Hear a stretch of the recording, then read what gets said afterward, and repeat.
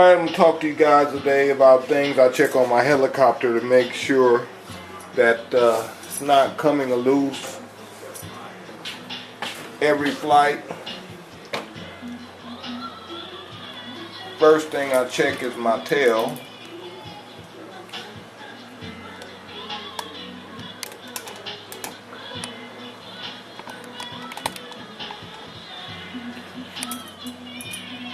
And what I'll do here is I'll twist this from left to right like that to see if I got any play in here, to see if I have any play in my ball link that connects in there, to see if the tail lever has any play.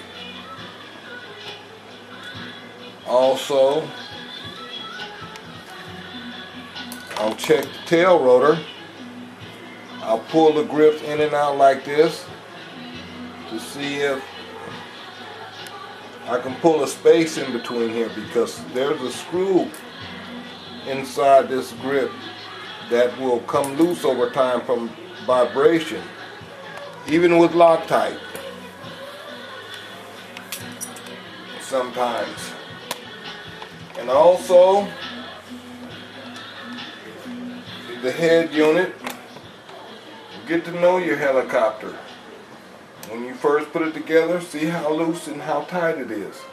Later on, it might become more loose and you'll be able to catch it in time.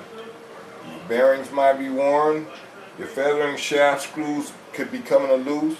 So give it a tug in and out.